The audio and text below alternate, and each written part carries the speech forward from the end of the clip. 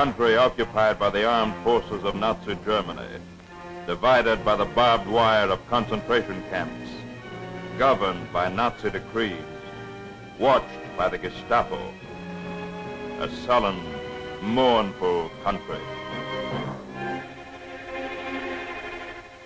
But over the night air between Holland and England flashed the signals of a different Holland, invisible to the Nazis, but menacing their hold on the country, the Holland of the fighting underground.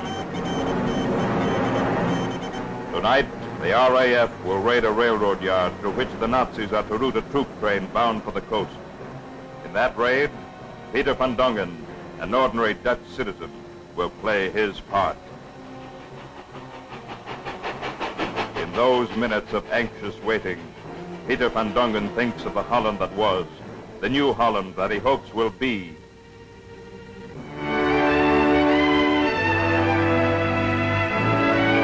He recalls the symbols which to the whole world typify Holland: windmills, tulips, wooden shoes, the old lowland country of peaceful farms and fields fragrant with the salt tang of the sea winds, the fishing villages and brown-sailed boats. The old buildings whose distinctive roof lines have reappeared in all parts of the world, the historic Holland of the great artists Vermeer and Rembrandt. But Peter van Dongen recalls also a less familiar Holland, the new Holland with its great ocean liners and industrial cities, where modern design is the mainspring of the life of the working man, applied to his homes, his roads, his transportation. This is a Holland connected with the four corners of the earth, not only by ocean liner, but by airliner.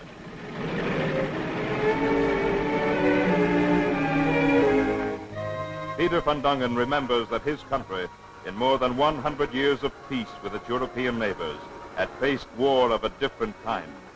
Across their low-lying coastal fields, the Dutch fought with scientific cunning against the encroachments of their traditional enemy, the sea. Where once dashed the dark waves of the North Sea, now ripple the golden waves of wheat. But this little country, with its 8 million inhabitants, was the head of a distant southern empire of 67 million people.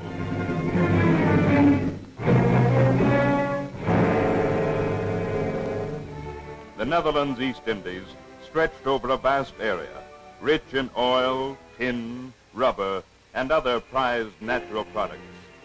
Peter van Dongen remembers that his country had developed the resources of the Indies under a rule based rather on stewardship than on ownership. He remembers, too, the enormous numbers of native peoples in the Indies. In Java, there are 800 inhabitants to the square mile. In Canada, only 3. Here, the Dutch revived ancient crafts, instituted scientific training. Under an educational system which preserved the native customs and arts, they introduced the Indonesians to the best aspects of Western civilization. In the shadow of Javanese temples sprang up busy, thriving cities. Halfway around the world lie the Dutch West Indies, Dutch Guyana, or Suriname, on the mainland of South America, and islands of the Caribbean. In these colonies, too, a Netherlands administration safeguarded the welfare of the native peoples.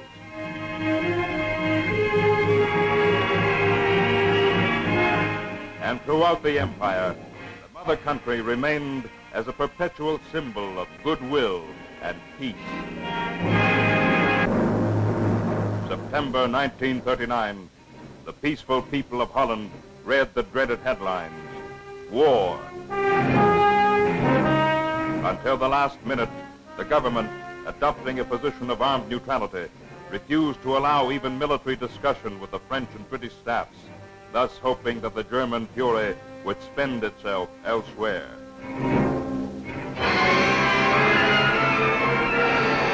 But in the darkness of early morning, May 10th, 1940, a century of Dutch peace came to a brutal end.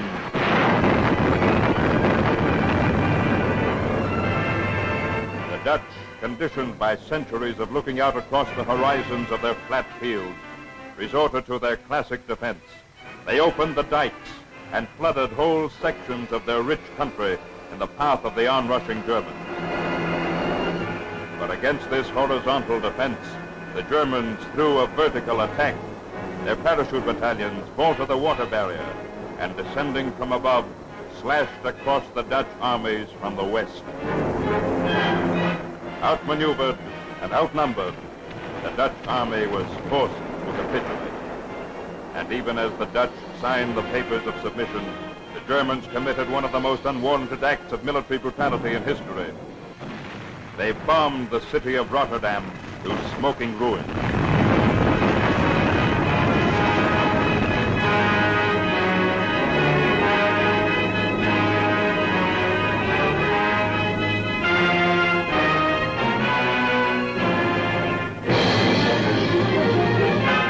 But with the center of government firmly established in England, no time was lost in continuing the fight. In the Indies, the small army was reinforced with men and equipment.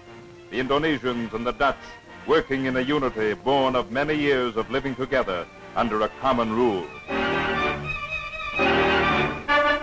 There was much to fight with, much to fight for. The products of the Indies were urgently needed: tea, rice, and sago, food staples of immense value. Quinine, exclusive product of the Indies. Rubber and tin, of which the islands were among the heaviest producers in the world.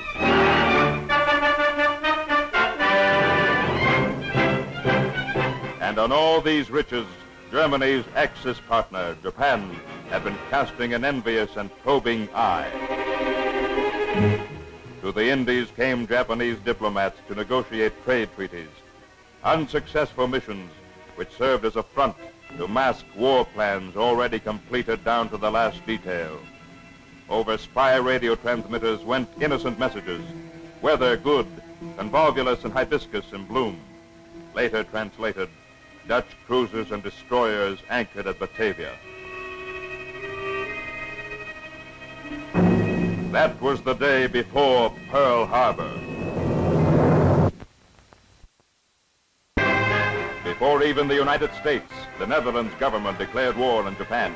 Cooperating with the Dutch, the Indonesians continued to improve the limited defenses of the islands, working in industries new to them with skill and patience. Navy and Army airplanes, manned by Dutch and Indonesians, struck a Japanese shipping of the China Seas as the Japanese moved swiftly south to capture Malaya.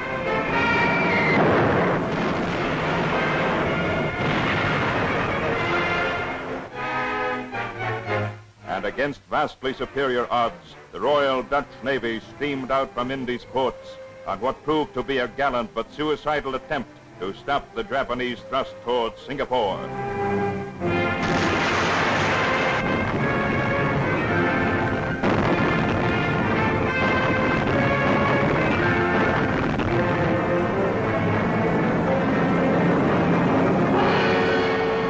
The Japanese, profiting by their lightning advance, were soon in a position to bomb Sumatra and Java.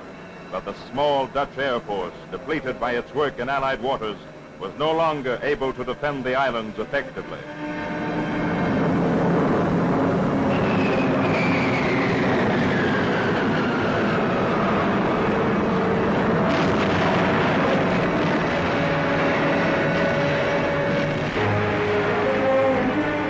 In the early months of 1942, the Japanese landed and drove back the well-equipped but small Indies army in a series of savage attacks.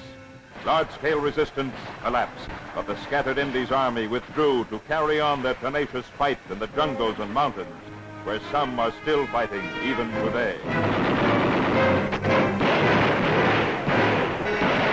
To the conquerors was left the scorched earth of wrecked machinery, smoking plantations and flaming oil wells.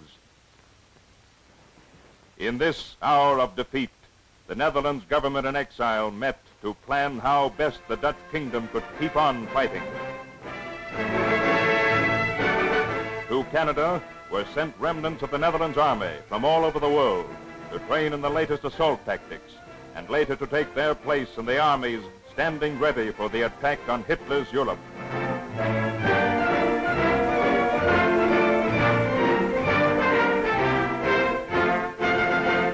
In the United States, the Royal Netherlands Air Force trained Dutch pilots for bomber and fighter squadrons destined for the South Pacific fronts.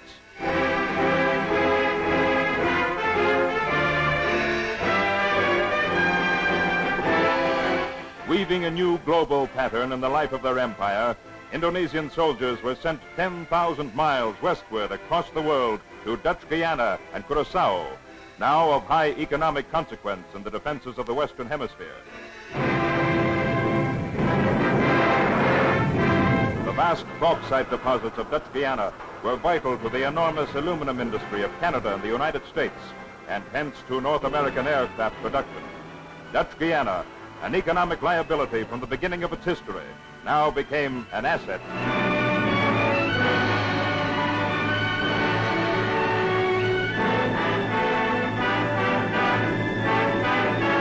Over 500 miles away along the northern coast of South America are the great oil refineries of Curaçao and Aruba, the largest in the Western world. There is processed the high-test aviation fuel urgently needed by the United Nations to replace the oil of the East Indies, now within Japan's puppet empire.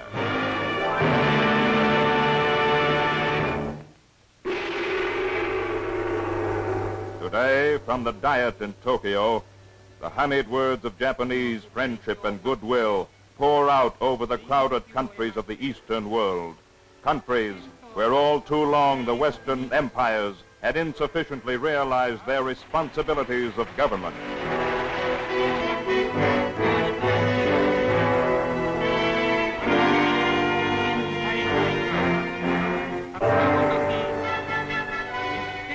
And to peoples long resentful of the partially fulfilled promises of the West, the Japanese make alluring offers of wealth and security and toast the independence they have cynically granted to their Eastern partners.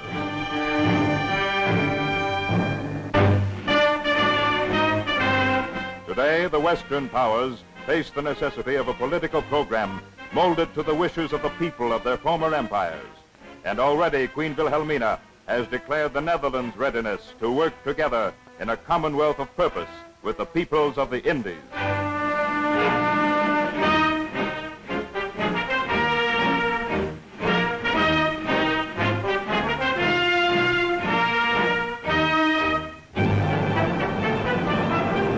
And to the armed might of Japan, the Netherlands oppose a renewed resistance geared to the United Nations strategy in the vast Pacific theater of war. Dutch and American airmen are smashing at Japanese invasion bases with increasing ferocity as the reconquest of the Indies gets underway.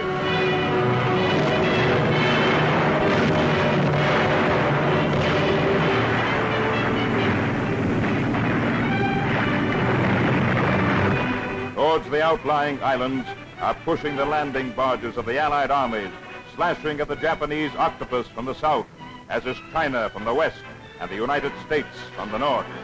The tide of battle has turned.